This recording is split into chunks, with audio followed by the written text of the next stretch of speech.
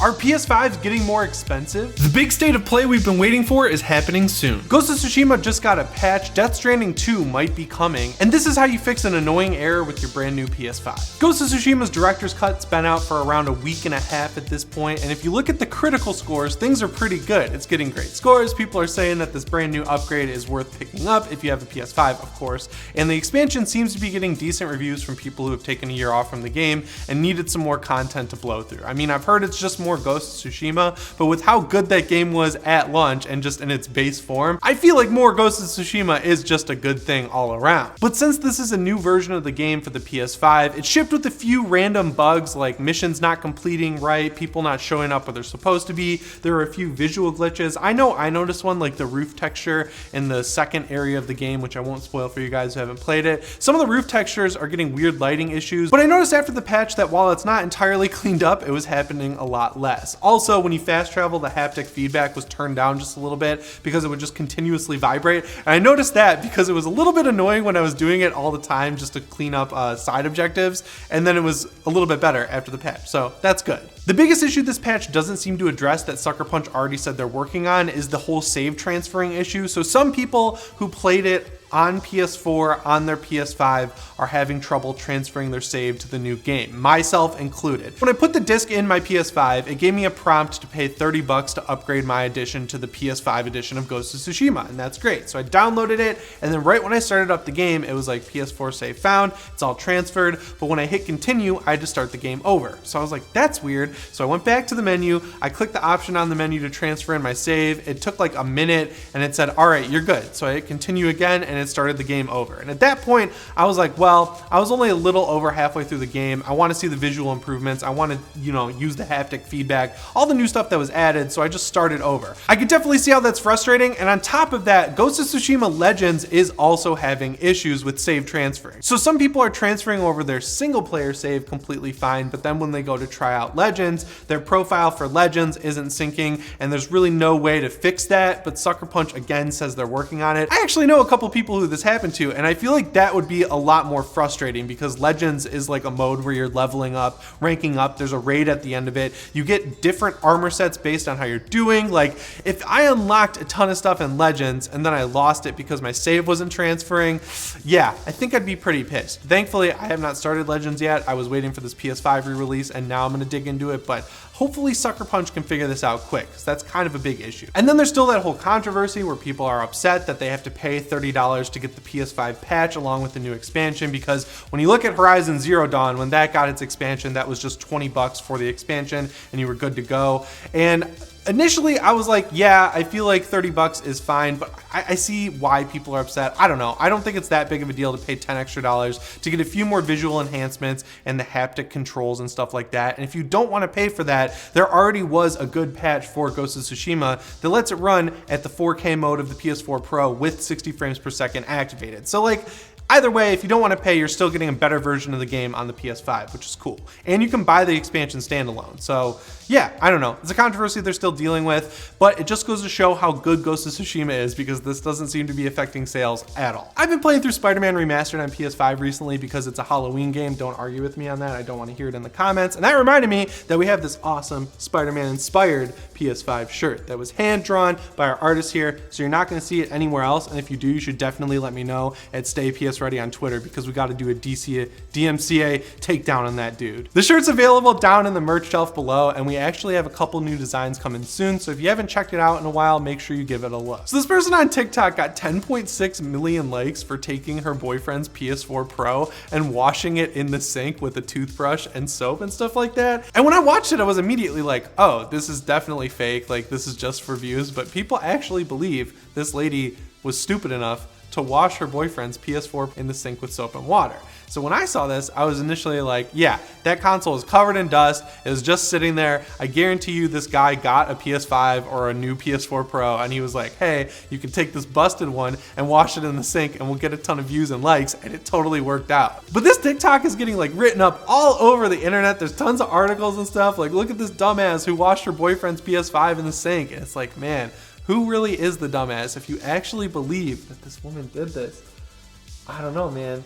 You should just get off TikTok, because I feel like you're very susceptible to bad marketing. But getting back on track here, now that we have Ghost of Tsushima's director's cut out on September 14th, we have Deathloop to look forward to, and I am so excited for that game. And then on September 24th, we have Death Stranding's director's cut, which is basically the last big PS5 release of the year. Thankfully, we know everything that's coming in this director's cut, and I mean literally everything, because there have been 2 8 to 9 minute long trailers detailing every single tiny feature that's being added to Death Stranding with this director's cut, but it actually looks pretty cool. I'm excited for the combat arena. I'm excited for the go-kart racing, which makes no sense. I'm most excited for the jetpack that makes it easier to get across the map, and I'm also extremely excited for the giant cannon that shoots your packages across the United States, because that is just amazing. I love all these tiny updates to the game that just make it easier, because Death Stranding is a great game. I love it. I played it at launch. It's a great story. It's really cool with the world, how it's all set up. I think it's just a nice, new, original IP, but man, by like the 46th hour of that game, it got really tedious walking across the map. And I had the car would always break down. The motorcycle controls terribly. It's just like, I wanted to finish the game because the story was really ramping up, and then it's like, now you have to walk across the continental United States for the 3rd time. So anything they can do to make that a little bit easier towards the end of the game, I'm here for.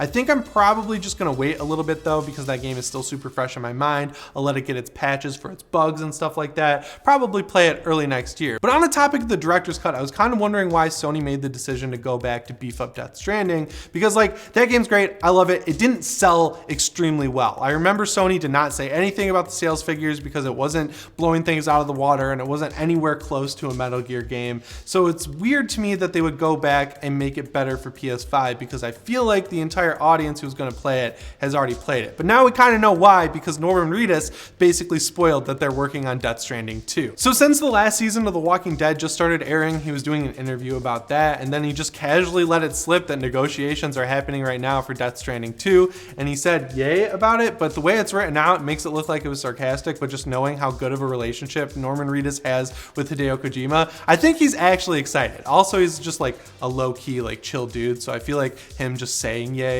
is like him actually meaning it, you know? Now, obviously I'm excited about this, but I'm just kind of confused as to why Sony would greenlight this, because we know recently, actually in July, they said that they sold 5 million copies of Death Stranding across PS4 and PC. And you gotta remember that the number Sony's looking at when they're talking about greenlighting a sequel is only the PS5 sales, because they didn't actually publish Death Stranding on PC. 505 Games did, and that's why we haven't heard anything about this director's cut coming to PC. It looks like Sony paid for the entire thing, so they're just paying to keep it exclusive. So when you consider that probably half of those 5 million sales were on PC, Sony's sitting with a $60 game that sold like 2.5 million copies. Again, it's kind of crazy that they would greenlight a sequel. I feel like what's going on is that they're probably eating the cost of this game just to keep Hideo Kojima developing for PS5, because we know that Xbox has been trying to court him for a long time. Phil Spencer is famous for hiding Easter eggs in his live streams, and he had the Luden statue, that's the logo for Kojima Productions, in a couple live streams last year. So if Sony's got to take a hit, a financial hit on Death Stranding 2 or whatever, just to keep Hideo Kojima working for them, I feel like that's exactly what they're gonna do, and I feel like that's a smart move on their part. We know how much Herman Hulst loves Hideo Kojima because he basically delivered by hand a flash drive with the Decima engine on it to Hideo Kojima to be like, hey, I know you just left Konami, you should make your next game on the Decima engine. We made Horizon Zero Dawn on it, it runs things great. And Hideo Kojima loved that gesture so much that he was like, yeah, I'll develop Death Stranding exclusively for the PS5 and the PC. But as much as I love Death Stranding, gotta admit, it's pretty frustrating that he can sell 5 million copies of a game, even less on PS4, which is very low for a PlayStation Studios game. That's the point here. It's not low in general. I'm sure there are plenty of games out there that would love to be sold at 5 million copies. But then you look at Days Gone, which sold way more copies, but doesn't get a sequel just because it got mediocre reviews from critics who didn't really even understand the game. Like, I don't know. I think that's a weird move on Sony's part, especially since they own Ben's studio and the IP of Days Gone, and they clearly don't own either Kojima Productions or the IP of Death Stranding, because 505 Games was able to publish it on PC. I actually just got off the phone with Herman Hulst. I asked him why they're doing Death Stranding 2 and not Days Gone 2, and he didn't have an answer for me, but he hit me back really hard in the gut with the fact that 130% of you aren't subscribed. So make sure you hit the red subscribe button and set your notifications notifications to all because I need a win against Herman Hulst. So now that the PS5 is out in the wild, Sony is doing pretty much everything they can to make more PS5s because it is literally still pretty much impossible to get one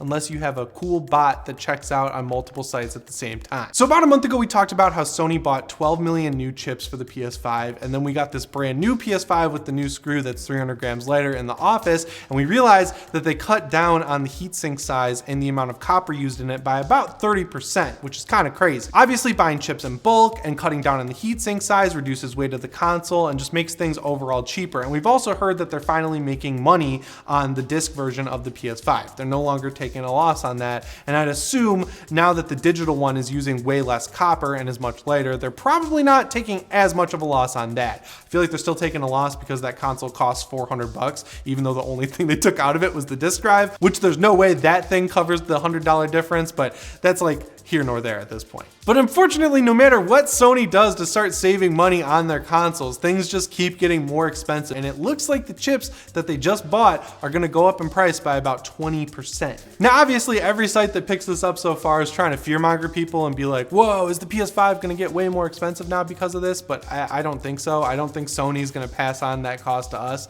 especially because it seems like they had some foresight on this. Like they knew things were gonna get more expensive on the chip side, so they reduced the cost on the heatsink side. Because Sony is being very aggressive with the pricing of the PS5, obviously, like I just mentioned. They're selling the digital one at an extreme loss. So yeah, I don't think we're gonna see this passed off on to us, thankfully. But it is really interesting to see how much things can change just month to month with these consoles. And it's crazy to think that Sony basically has to keep up with it to the point where they've got 3 different fans in the console. They're selling ones with different heat sinks. They're changing internal parts as they go along. Because they're changing it so much, they'd have a new press release about a new revision, it seems like every month. Also, it doesn't really matter if they take a loss on the PS5 because where they make their money is on games. Obviously, they're making 100% of the profit on their first party games and second party games, but on third party games that they sell digitally on the PlayStation Store, they're taking 30% of the profit. And just knowing how many people bought the digital edition of the console, that's just free money for Sony because these people only can buy games on the PlayStation Store.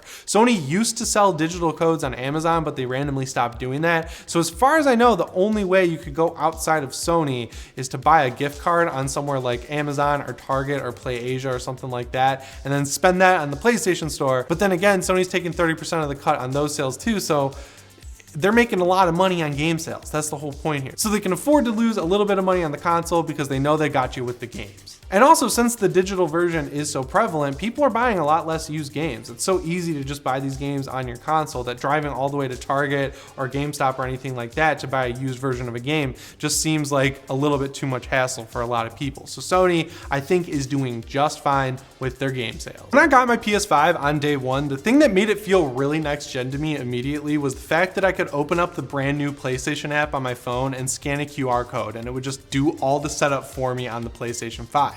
And when you get to the end of that setup, it'll ask you if you want to transfer your data from your PS4 to your PS5. Here we are about 9 months later, and it turns out a lot of people who are trying to use this data transfer feature are running into issues. Now, honestly, I don't really know how critical of a feature this is to have because you can just transfer all your saves to the cloud if you're a PS Plus subscriber. And if you get a PS5, you essentially need to be a PS Plus subscriber because you're going to want to get that PS Plus collection that has basically every incredible game released for the PS4 for free, included with that subscription price. But if you have a slow internet connection or you haven't subscribed to PS Plus yet and you want to use this built-in transferring feature, there are some steps you should take before you try it to not run into these issues. The first one, weirdly enough, is making sure your trophies are synced. So PlayStations have this weird issue where you can get trophies in games, right? But the only way to make it show up on your profile, on the PS4 at least, is to open up the trophy app and then it'll sync your trophies, which basically means it's sending your trophies to the cloud so that your profile has them synced. Now that can cause problems when you're transferring to the PS5 because if you're transferring a save that has a trophy unlocked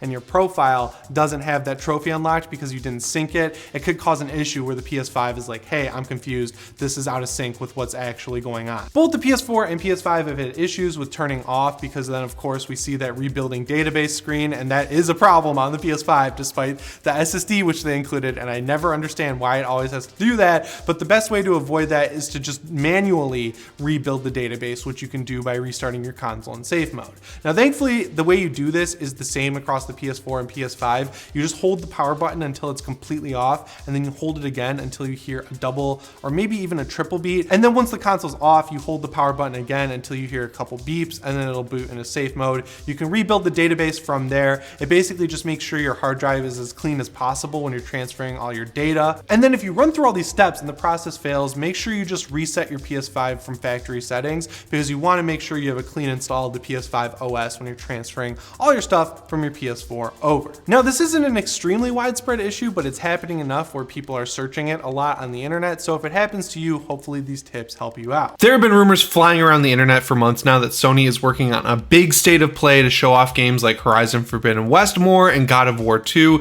and even stuff we haven't seen yet. We first heard about it in July, then it was supposed to happen in August, and then it was pushed to September, but now it looks like it's finally happening next Thursday because PlayStation officially announced it for once, instead of us having to find it through leaks and rumors. The event is in just over 1 week from today, Thursday, September 9th at 1 p.m., and they say that they're going to give updates on games from PlayStation Studios and other big studios that are releasing games this holiday. Now, obviously, since we know that Horizon Forbidden West and God of War are 2022 games, I hope that they have some sort of surprise games from third-party developers, or maybe even a first-party one that they're working on that they can release at the end of the year. We know that they're working on a standalone multiplayer game in The Last of Us Part 2's universe that was actually going to ship with The Last of Us Part 2, but at the last second they took it out and made it its own game because it seemed like it was going so well. If Sony is going to release a game this holiday season, that seems like one of the best candidates to me personally, but I don't even know what else could be announced there. So if you have any ideas, make sure you let me know down in the comments. Anyway, guys, that's all the PlayStation news I have for you today. Make sure you let me know what you think of it down in the comments below. And remember to subscribe and set your notifications to all if you haven't already.